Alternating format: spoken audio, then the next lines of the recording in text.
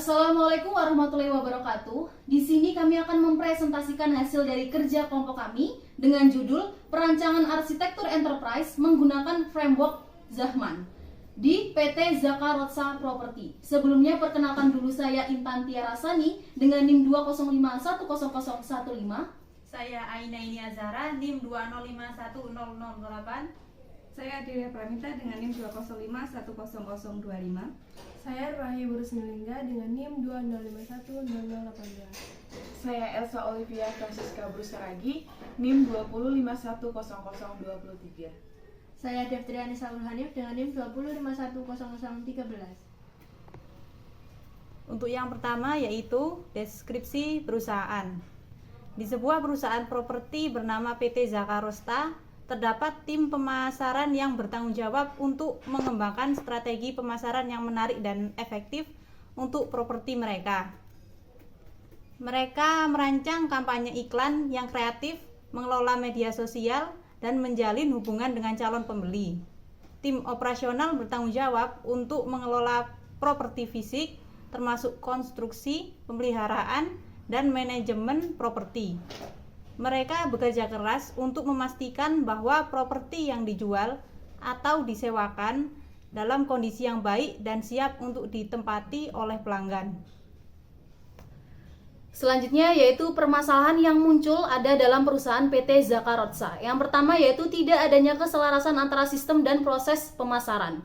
Jadi tidak sinkron antara sistem dengan proses pemasarannya. Kemudian permasalahan yang kedua yaitu keterbatasan dalam analisis data dan informasi. Dan yang permasalahan terakhir yaitu kurangnya integrasi antara pemasaran dan operasionalnya. Jadi lebih gampangnya terjadi tidak selarasnya atau tidak sinkronnya antara yang ada di tempat dan yang ada di sistem, karena seringkali teledornya karyawan maupun tim marketingnya. Baik, di sini saya akan menjelaskan mengenai double door perspective. Di sini menggunakan 5W plus 1H. Yang pertama ada what, yaitu berisikan tentang infrastruktur teknologi, platform software, dan aplikasi. Yang kemudian ada why, yang berisikan tentang membangun dan memelihara infrastruktur teknologi yang handal. Ada who, yang berisikan tentang tim pengembangan, tim teknologi informasi, vendor perangkat keras atau software. Kemudian ada where, yang berisikan tentang data center, kantor pusat perusahaan, cabang, lokasi proyek. Kemudian ada when, selama tahap pengembangan ini dan pemeliharaan infrastruktur teknologi. Dan kemudian ada how, yaitu bagaimana, yang berisikan tentang analisis kebutuhan teknologi, pemilihan dan implementasi perangkat keras atau software. Oke, selanjutnya adalah arsitektur data. Arsitektur data pada perusahaan marketing ini yaitu 1. Data properti yang terdiri dari lokasi, jenis, ukuran, fasilitas, layout, kepemilikan, dan harga. Yang kedua adalah data pelanggan. Isinya adalah ID pelanggan, nama, password, alamat, dan kontak, serta riwayat pemesanan dan feedback. Kemudian yang ketiga adalah data marketing. Isinya adalah ID marketing, nama, password, serta riwayat pemesanan.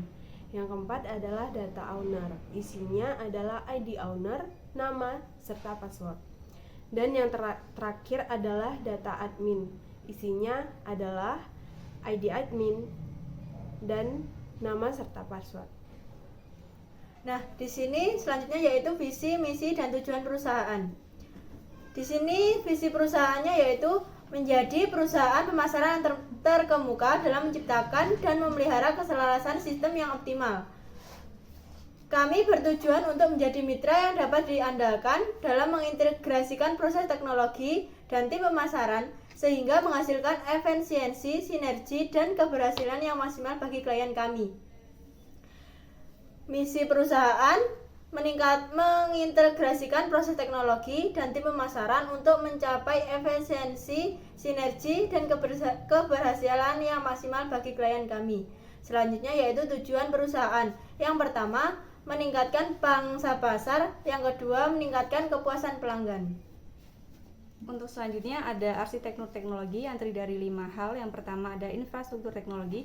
Jadi infrastruktur teknologi ini terdiri dari server. Jadi servernya bisa menggunakan server fisik atau cloud computing. Untuk yang kedua, jaringannya menggunakan LAN atau local area network dan juga menggunakan Wi-Fi atau berupa nirkabel. Untuk selanjutnya ada sistem manajemen pemasaran yang terdiri dari perangkat lunak manajemen. Nah, gunanya untuk mengelola data pemasaran.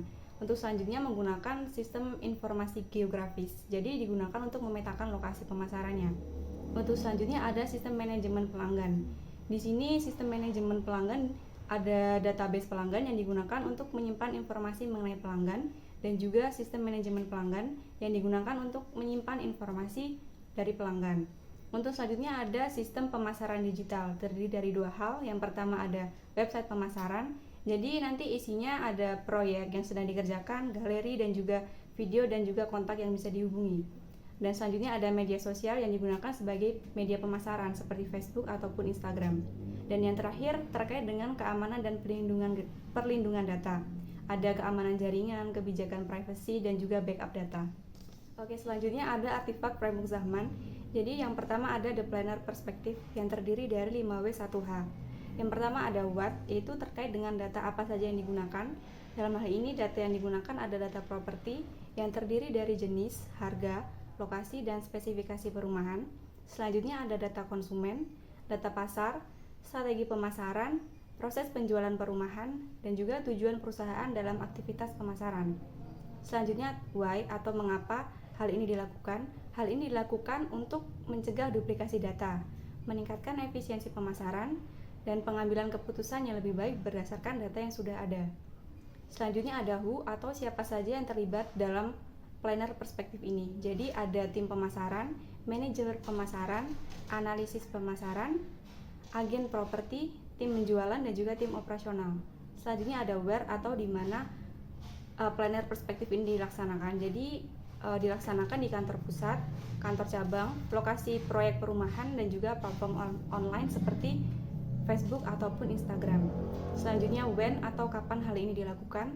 Hal ini dilakukan ketika melakukan analisis dan evaluasi rutin saat pengumpulan dan analisis data sepanjang waktu serta proses pemasaran seiring siklus penjualan perumahan.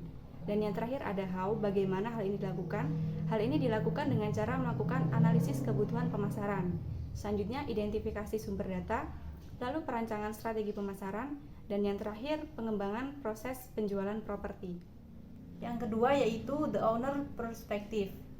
Yang pertama what, visi dan misi perusahaan, model bisnis, produk atau jasa yang ditawarkan, target pasar, nilai unik perusahaan, strategi pertumbuhan.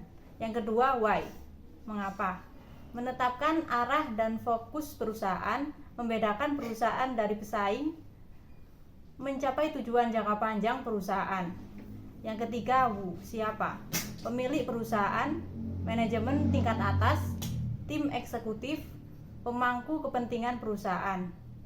Yang keempat where, di mana, kantor pusat perusahaan, cabang perusahaan, lokasi operasional dan pasar target. Selanjutnya yaitu when, ditentukan pada tahap perencanaan bisnis dan diperbaharui sesuai dengan perubahan lingkungan bisnis. Yang terakhir yaitu how, dibuat melalui analisis pasar dan persaingan, pengembangan model bisnis, identifikasi target pasar, dan perumusan strategi pertumbuhan. Baik, yang selanjutnya yaitu the designer perspective. Ada 5W+1H. Yang pertama what, apa, yaitu tentang arsitektur sistem, rancangan proses pemasaran. Biasanya di sini berisikan tentang use case maupun diagram activity. Kemudian kenapa, why, menjamin keselarasan antara sistem dan proses pemasaran, efisiensi operasional. Kemudian who, siapa yang terlibat, yaitu tim desain sistem, analisis sistem, tim pemasaran, tim teknologi, informasi. Kemudian where, di mananya, yaitu pada tahap perancangan sistem pemasaran perusahaan. Dan kapan, yaitu when, selama proses perancangan dan pengembangan sistem. Kemudian how, bagaimana, analisis kebutuhan pemasaran, perancangan alur kerja, perancangan antar muka. Baik, di sini saya akan menjelaskan mengenai double door perspective. Di sini menggunakan 5W plus 1H. Yang pertama ada what, yaitu berisikan tentang infrastruktur teknologi, platform software, dan aplikasi. Yang kemudian ada why, yang berisikan tentang membangun dan memelihara infrastruktur teknologi yang handal. Ada who, yang berisikan tentang tim pengembangan, tim teknologi informasi, vendor perangkat keras atau software. Kemudian ada where, yang berisikan tentang data center, kantor pusat perusahaan, cabang, lokasi proyek. Kemudian ada when, selama tahap pengembangan ini dan pemeliharaan infrastruktur teknologi. Dan kemudian ada how, yaitu bagaimana, yang berisikan tentang analisis kebutuhan teknologi, pemilihan dan implementasi perangkat keras atau software. Oke, selanjutnya adalah the implementer perspective. Yang pertama adalah what apa yang diimplementasikan adalah komponen sistem pemasaran, aplikasi serta integrasi sistem. Kemudian ada why, mengapa? Karena untuk mengintegrasikan komponen sistem pemasaran serta meningkatkan efisiensi operasional. Kemudian ada who, itu siapa saja yang terlibat? Itu ada tim implementasi, tim teknologi informasi, tim pemasaran serta vendor.